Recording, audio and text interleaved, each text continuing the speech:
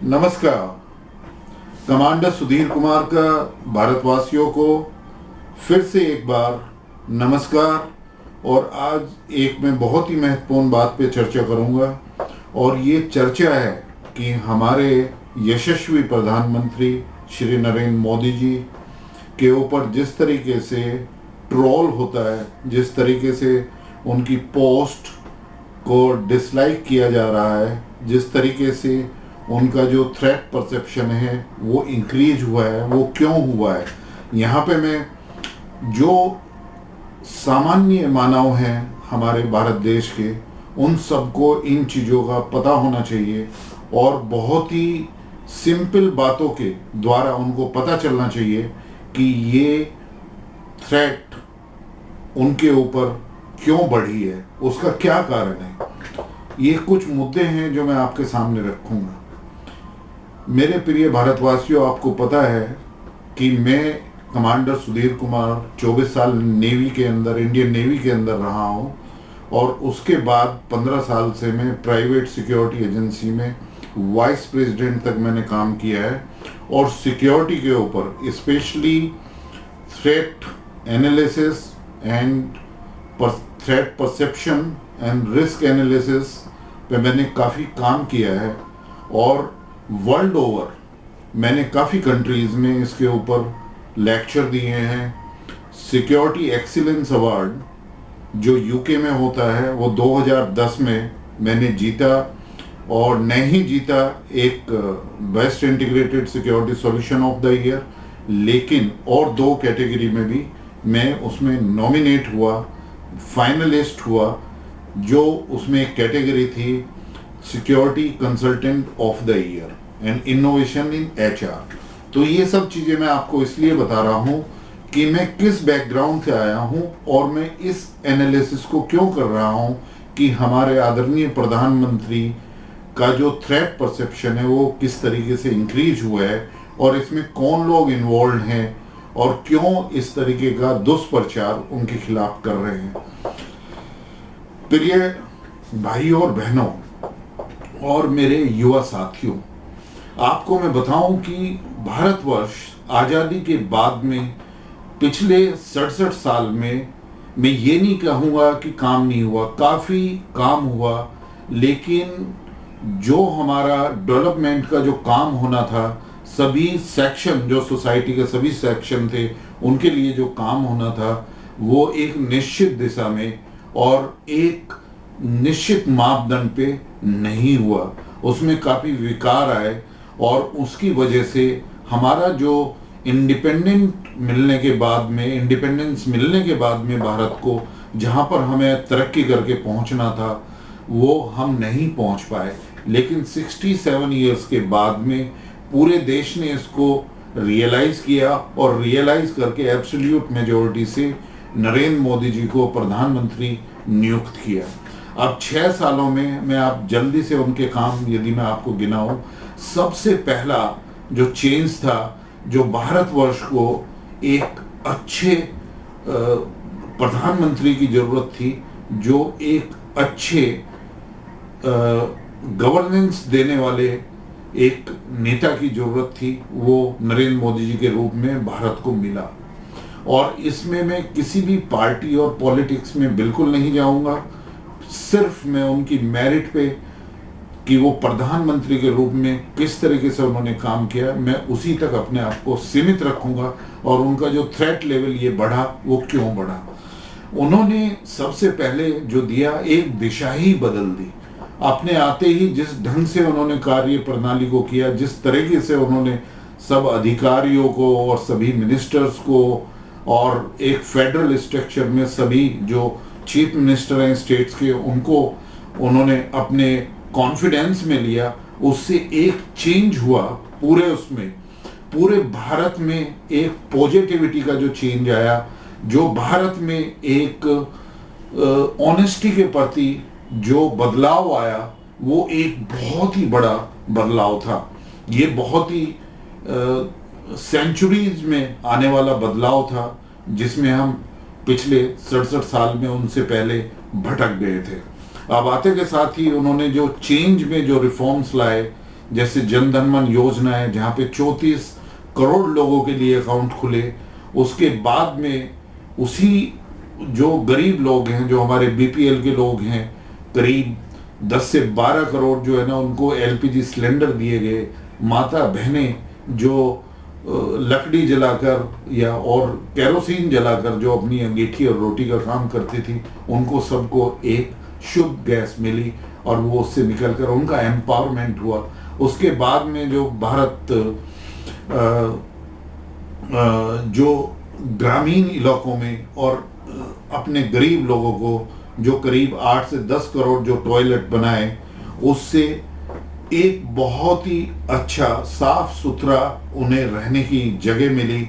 और एक जो सफाई का जो पूरा भारतवर्ष में जो एक कैंपेन चला, जो सोसाइटी उसमें सोसाइटी के लोगों ने मिलकर चलाया, ये बहुत ही सक्षम रहा। लेकिन उसके साथ साथ उन्होंने क्या काम किया कि उन्होंने सबसे बड़ी एक सर्जिकल स्ट्राइक करी। वो थी ब्लैक मनी के खिलाफ, वो थी नक्सलाइट एक्टिविटीज के खिलाफ, वो थी जो हमारी टेरर एक्टिविटीज जम्मू कश्मीर के अंदर हो रही थी उसके खिलाफ। क्योंकि अक्रॉस द बोर्ड से जो फेक करेंसी आ रही थी और जो ब्लैक मनी जो जनरेट हुई थी, जो लोगों ने करप्शन करके जो ब्लैक मनी और जो इन चीज़ों में इन्वॉल्व थे, उसको कैसे कब्जे में लाया जाए।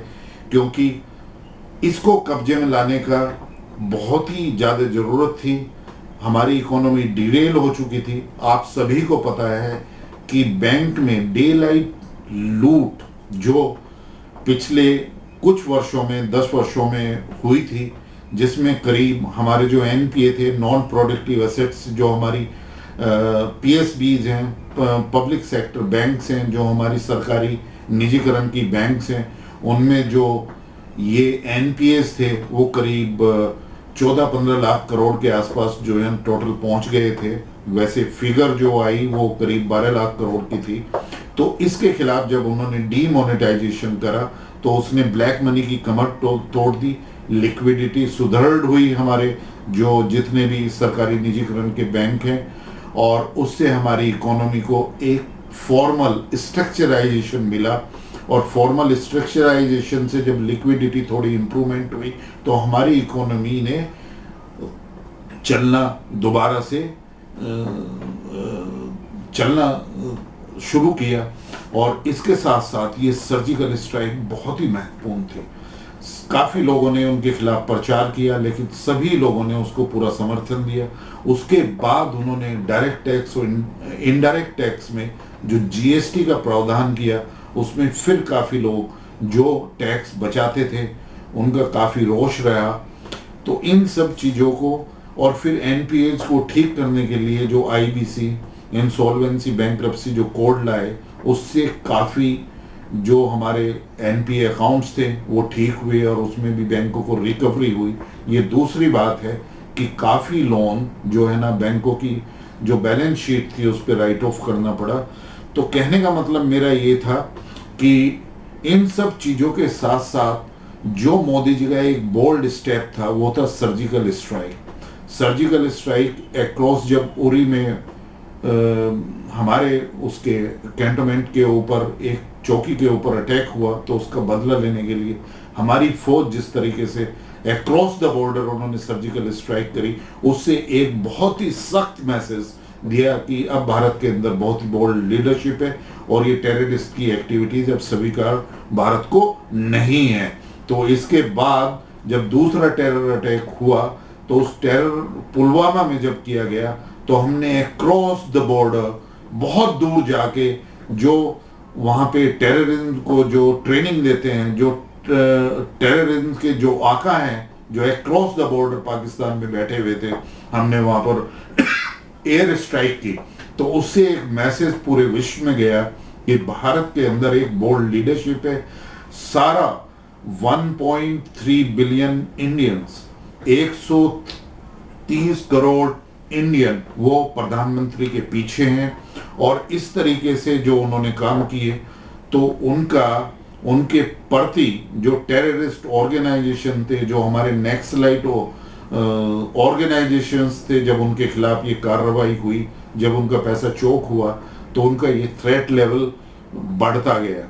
क्योंकि काफ़ी लोग जो हैं वो इस तरह की जो चीज़ों में इन्वॉल्व हैं, अब उनका सारा कुछ वो रुक गया था।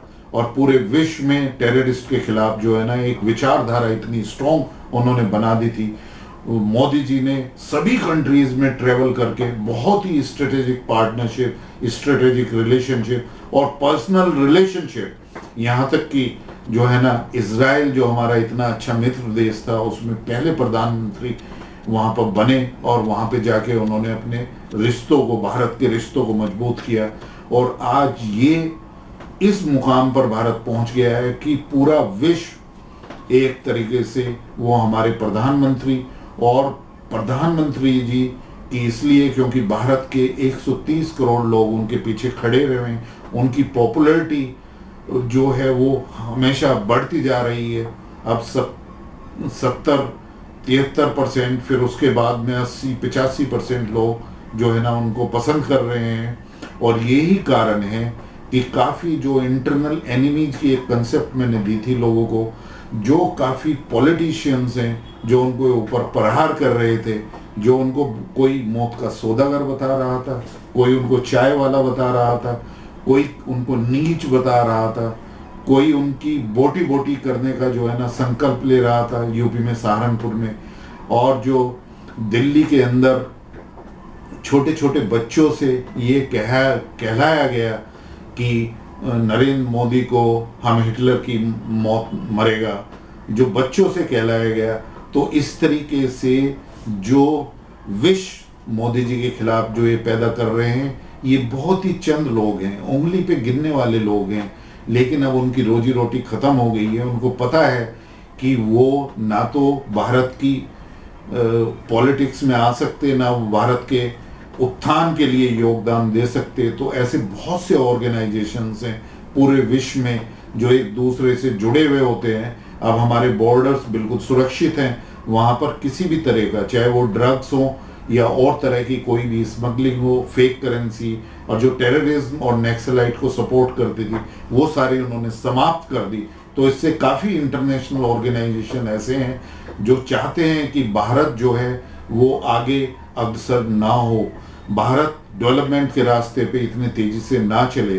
तो इसमें काफ़ी कुछ ऐसे हमारे आसपास के मित्र देश भी हैं, जो पड़ोसी देश हैं, जो इस तरह की चीज़ों में इन्वॉल्व हैं, और वो हमेशा जो है ना ऐसे टेररिस्ट अटैक हमारे बॉर्डर पर कराते हैं और अंदर की तरफ भेजते हैं। नक्सलाइट ऑर्गेनाइजेशन भी ऐसे हैं जो प्लान करते हैं, और इसीलिए इन वजह से वो थ्रेट परसेप्शन जो है ना वो मोदी जी का बहुत ही ज़्यादा इंक्रीज हुआ है। अब ये सभी जो ऐसे ऑर्गेनाइजेशंस हैं और जो उनको इंटरनल एनिमीज से जो सपोर्ट मिलती है, जो एक ल्यूटियन मीडिया है, जो देश के टुकड़े टुकड़े गैंग है, जो अवार्ड वापसी गैंग है, जो लेफ्टिस्ट माइंडसेट है, जो आज तक अपनी रोजी रोटी इसी तरीके से चलाते रहे हैं, वो इनको हवा देकर अब वो इस हालत तक पहुंच गए हैं कि वो सोशल मीडिया को मैनिपुलेट कराते हैं पैसे देकर, और कुछ लोगों को, चंद को, वहाँ पर वो मोदी जी की पोस्ट या यूट्यूब की जो पोस्ट है या मन की बात है उस पर वो जानबूझकर वो डिसलाइक कराते हैं। और इसमें एक और महत्वपूर्ण मुद्दा है कि जो ट्रिपल तलाक को ख़त्म करा, ट्रिपल तलाक के बाद में उन्होंने जो 370 एब्रोगेशन जो इतने सालों से चल रहा था उसको ख़त्म किया, वो सीएए को लाए, और उसके बाद में एनआरसी। तो इन सब चीज़ों को करने से जो लोग उनके खिलाफ इस तरह की चीज़ें करना चाह रहे हैं कि किसी तरीके से मोदी जी को कमज़ोर करें या किसी तरीके से जो है ना मोदी जी को कोई ना कोई नुकसान पहुंचा पाए, इस तरह की प्लानिंग, इसीलिए मैं कह रहा हूं कि उनका थ्रेट परसेप्शन बढ़ गया है। अब यहाँ पर समय का थोड़ा अभाव होते हुए मैं अपनी बात यहीं पे ख़त्म कर रहा हूं, लेकिन ये मेरा एक पार्ट 1 है।